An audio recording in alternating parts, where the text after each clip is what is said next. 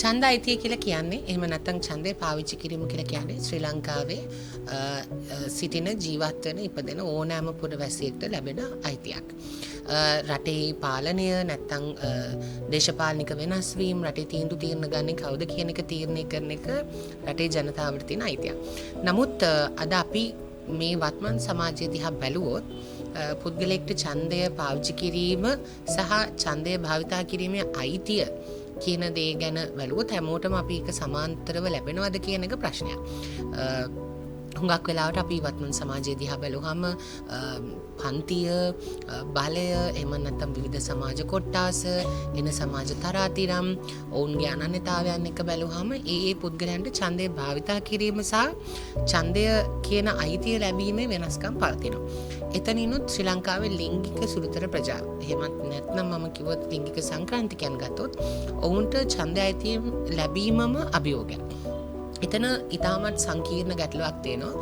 මොකද අපි හුඟ දෙනෙක් දන්න විදිහට ලිංගික සංක්‍රාන්තික පුද්ගලයන් තමන්ගේ ලිංගික සංක්‍රාන්ති ක්‍රියාවලිය තුළ යනකොට ඔවුන්ව නිවෙස් වලින් නිරපා හරිනවා.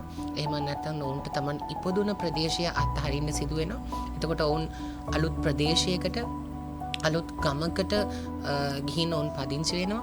එහිදී ඔවුන්ගේ අනන්‍යතාවය තහවුරු කිරීම සහ සීර ලිපිනයක් නොමැති කමින් ඔවුන්ට ඡන්දය භාවිත කිරීමේ අයිතිවාසිකම එහෙම නැත්නම් ඒ හැකියාව අහිමි වෙනවා. එතනදී රටට පාලකයෙක් තෝරා ගැනීම එහෙම නැත්නම් රටේ අනාගතයට දේශපාලනික වශයෙන් දායක වීමේ අයිතිය ලිංගික සංක්‍රාන්තික පුද්ගලයන්ට අහිමි වෙනවා. ඉතින් අපි ඇත්තටම රටක් හැටියට බැලුවොත් අපි හුඟක් වෙලාවට පුද්ගලයන්ව වෙනස් කොට සලකනවා. පුද්ගලයන්ව නිරපා හරිනවා ඔවුන්ගේ අනන්‍යතාවයන් සහ විවිධ හේතුන් මත. මේකෙන් අපිට ඇත්තටම රටට අහිමි වෙන්නේ රටට නැති වෙලා යන්නේ රටට සමහරක් වෙලාවට විශාල වශයෙන් වැඩදායී සහ ඵලදායී පුද්ගල කොටසක් වෙන්න පුළුවන්.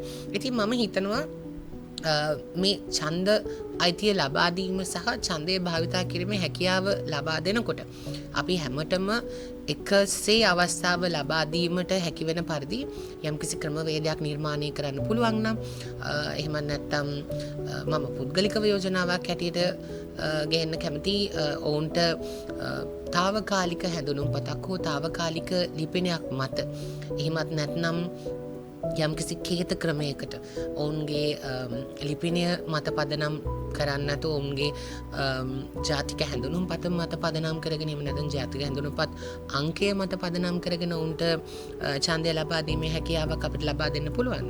මම හිතනවා මීට වැඩිය දේශපාලනික වශයෙන් එහෙම නැත්නම් ඡන්දය භාවිතා කිරීම වශයෙන් අපිට වෙනස් කොට සැලකුව එහෙම නැත්නම් කොන්කොට සැලකුව ප්‍රජාවකගේ දායකත්වය අපිට ලබා ගන්න පුළුවන් වෙයි කියලා.